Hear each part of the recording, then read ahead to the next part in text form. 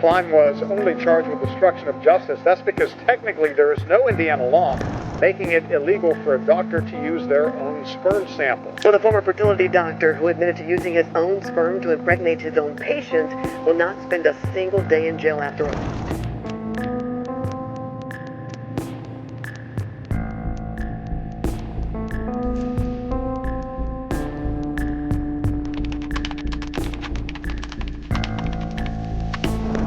The latest documentary, Our Father, tells the true story of a fertility doctor called Donald Klein who used his own sperm to inseminate his female patients without their consent or knowledge back in the 70s and 80s. Went on a registry, found one lady that her parents went to Klein. We took DNA tests together. There was actually 4 of us, and it just so happened all 4 of us were matches. Do you think there are more? Oh, I think there are. I think that after this documentary coming out that we're going to see an influx of new siblings.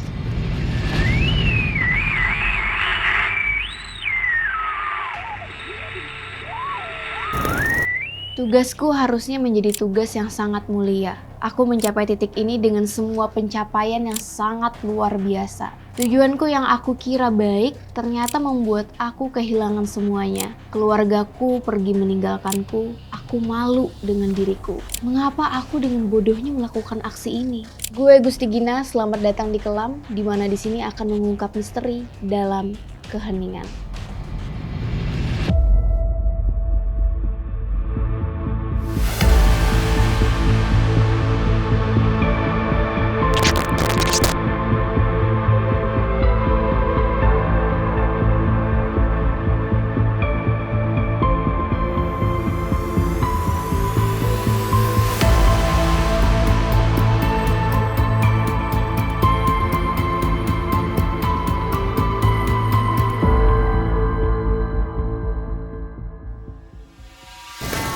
My Biological Father.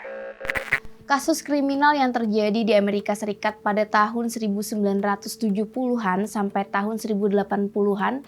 Kasus ini telah melibatkan seorang tenaga medis yaitu seorang dokter spesialis kesuburan yang udah menyalahgunakan profesinya demi kepuasannya sendiri. Gini ceritanya. Jadi, seorang dokter kesuburan ini bernama Donald Klein. Nah, si Klein ini lahir di Indiana, Amerika Serikat pada tahun 1937. Klein ini telah mendapatkan gelar dokternya di Universitas Indiana setelah dirinya melakukan intern di sebuah rumah sakit. Dan akhirnya dia pun bergabung dengan Angkatan Udara Amerika Serikat selama 2 tahun. Nah, di tahun 1979, Klein ini membuka klinik infertilitas atau sebut saja klinik kesuburan di daerah Indianapolis.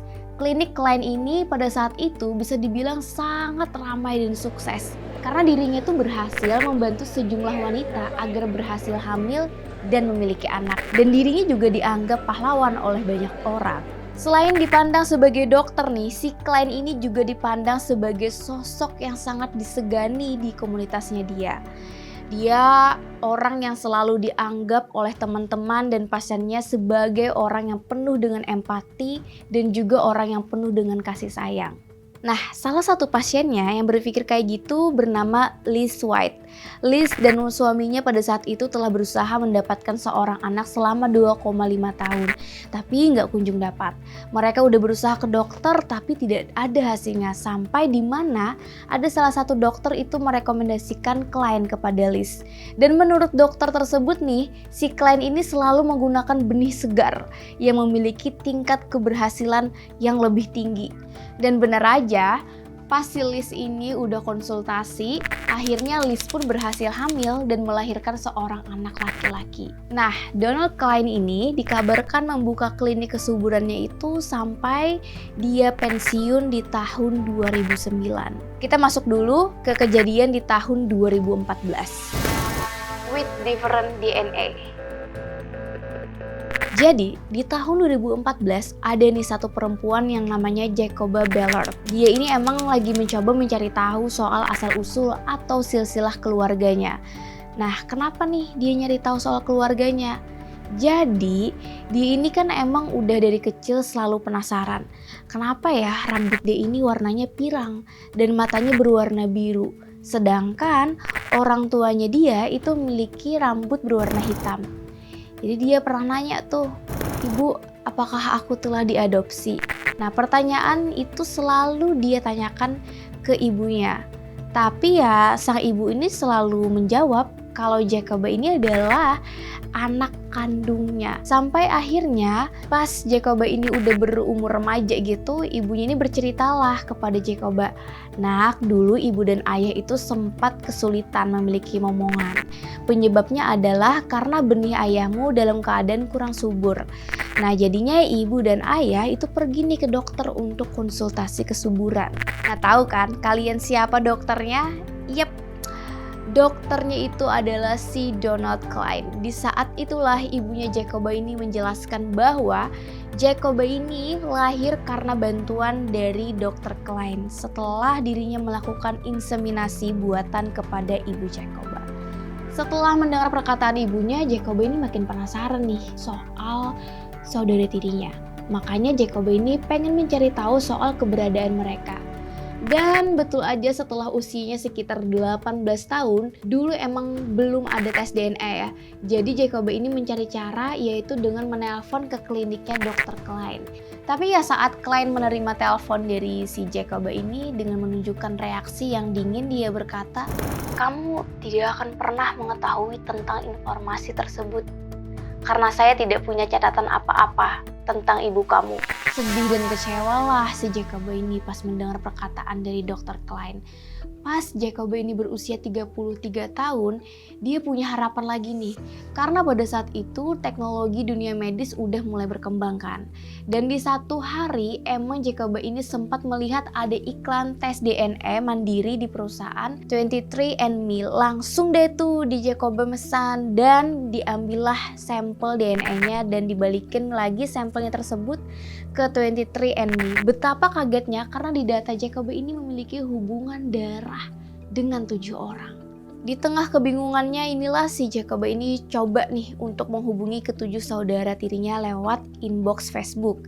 Dan baiknya saudara-saudara tirinya ini membalas pesan dari si Jacoba.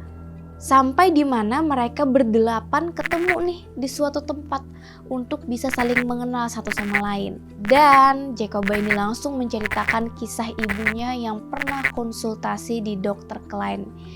Jacoba ini pun juga meminta ketujuh saudaranya ini untuk bisa menanyakan silsilah keluarga mereka ke orang tua masing-masing. Pulanglah mereka semua dan pastinya mereka menanyakan perihal silsilah keluarganya nih ke orang tua masing-masing kan. Dan tahu nggak kalian? Ternyata bener aja dong, semua orang tua mereka dulu pernah berkonsultasi tentang masalah kesuburan ke Dr. Klein. Dan parahnya nih ya, saudara Jacoba ini yang bernama Julie itu baru tahu sebuah fakta yang membuat kaget dan shock. Jadi nih, ternyata setelah bertemu dengan Jacoba, si Julie ini kan nanya ke orang tuanya, "Nah, Pak, apakah kalian dulu pernah berkonsultasi kepada Dr. Klein?" Dan mereka bilang, "Iya pernah, karena emang benih ayahnya tidak subur tapi masih bisa digunakan. Jadi benih yang dulu disuntikkan ke dalam tubuh ibu ya adalah benih suami ibu alias ayah kamu," gitu. Nah, setelah mendengar perkataan ibunya si Julie ini kayak makin pengen memastikan nih bahwa dia benar-benar anak dari ayah kandungnya dong. Jadi mereka langsunglah melakukan tes DNA. Dan hasilnya inilah yang membuat mereka semua benar-benar kaget dan Julie sangat sedih mendengar hal tersebut. Karena dari hasil tes itu Julie sudah dapat dipastikan bahwa dirinya bukanlah anak dari ayah yang selama ini dia kira adalah ayah kandungnya. 94. Pada awalnya Jacoba dan saudara tirinya ini gak percaya gimana bisa gitu seorang dokter loh yang punya reputasi baik dan dokter yang telah dipercaya oleh banyak masyarakat, masa iya sih bisa melakukan tindakan jahat kayak gini? Sementara itu, si Jacoba ini dan ketujuh saudaranya ini masih terus melakukan investigasi mandiri. Dan dengan semua data yang mereka miliki, ternyata mereka sempat melaporkan perbuatan ilegalnya si Klein ke pihak yang berwajib. Tapi sama aja sih, nggak didengar gitulah keluhan mereka ini.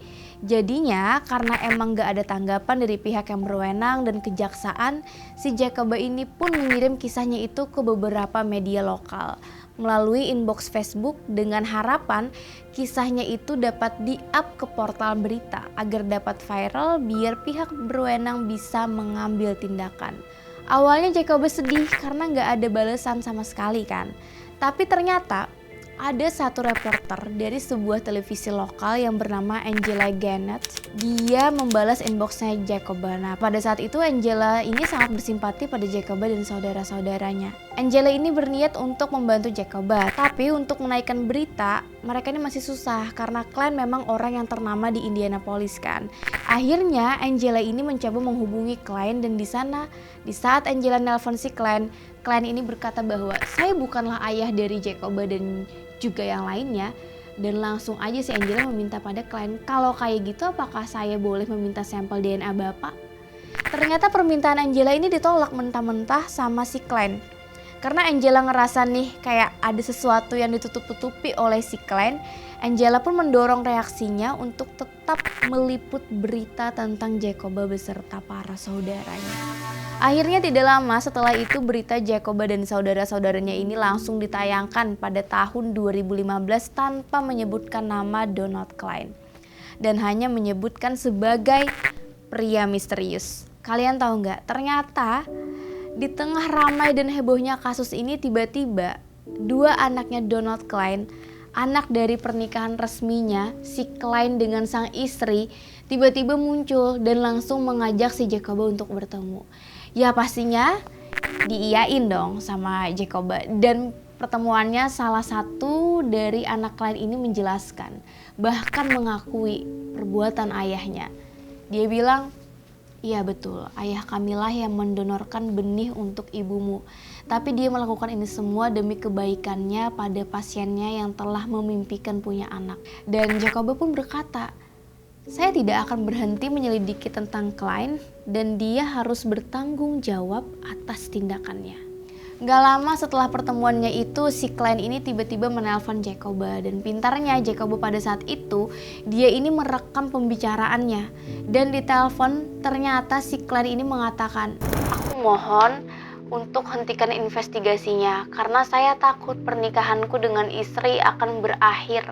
Dan aku sangat menyesali dengan apa yang sudah aku lakukan, yaitu telah menggunakan benihku sendiri. Tapi karena nggak terima, Jacoba langsung menutup teleponnya. Dan setelah beberapa hari, setelah itu banyak hal aneh yang terjadi. Pernah di suatu pagi Jacoba ini menemukan roda mobilnya terlepas. Komputernya Julie, saudara tirinya Jacoba ini dihack. Semua data tentang Klein itu tiba-tiba hilang. Dan saudara tirinya yang bernama Heather Wook itu mendapat panggilan telepon yang berisi ancaman. Mereka semua yakin kalau yang melakukan hal tersebut adalah si Klein yang sedang berusaha untuk mengintimidasi mereka semua. Tapi ancaman itu tidak membuat mereka berhenti untuk melanjutkan investigasinya ya. Dan karena seiring jalannya waktu, ternyata makin banyaklah orang yang terindikasi sebagai saudara tirinya si Jacoba. Yang berarti orang-orang baru ini merupakan anak Klein juga. Karena emang berita ini udah viral, Klein pun meminta untuk bertemu dengan Jacoba dan saudara-saudaranya. Dia bilang, tujuanku hanya untuk membantu para ibu yang merasa putus asa. Sampai pada titik ini ya, orang-orang yang telah terdaftar sebagai saudara Jacoba pun sudah makin bertambah dengan total mencapai 22 orang. Dan karena kasus ini sudah semakin besar dan sudah diliput oleh media, barulah tuh kejaksaan menanggapi kasus tersebut. Dan mereka mengirim Klein sebuah dokumen untuk diisi yang menyatakan tentang aktivitas kliniknya dulu. Diisilah dokumen tersebut dengan pernyataan, saya mengatakan bahwa saya tidak pernah menggunakan sampel saya sendiri untuk inseminasi buatan. Dan dirinya menambahkan pernyataan yang berbunyi, jika Jacoba mengatakan atau menulis bahwa saya bertanggung jawab, Jacoba bersalah atas fitnah atau pencemaran nama baik. Gak lama kemudian ya, setelah klien mengirimkan dokumennya ke kejaksaan dan polisi datang ke rumahnya, klien dengan surat perintah resmi untuk mengambil DNA-nya, tapi klien ini udah nggak bisa nolak lagi nih di sini. Dan di saat hasilnya keluar, ternyata, oh my god, benar 99,9997% DNA klien cocok dengan DNA-nya si Jacoba. Hasil ini juga membuktikan kalau klien adalah ayah biologis mereka. Setelah ada bukti valid, media baru berani nih untuk mengangkat kasusnya dengan menerangkan siapa sosok pria misterius tadi. Tapi yang kesel nih ya, dulu di Indiana ini nggak ada undang-undang yang secara khusus melarang para dokter menggunakan benihnya sendiri pada pasiennya. Jadi si Jacoba dan pengacaranya belum menemukan pasal yang dapat digunakan untuk mendakwa klien. Ya jadinya si klien ini cuma bisa didakwa dengan 2 tuduhan, yaitu menghalangi keadilan dan yang kedua juga pencemaran nama baik. Padahal ya dalam kasus ini klien tuh udah sempat mengaku salah. Dia cuma menerima 1 tahun masa percobaan, membayar $500 dan kehilangan lisensi medisnya. Menurut kalian gimana nih sama tindakannya si klien? Tenaga medis telah mengajarkan bahwa kebajikan seorang dokter tidak hanya dilihat dari keahlian klinisnya, tetapi juga dari integritas moralnya.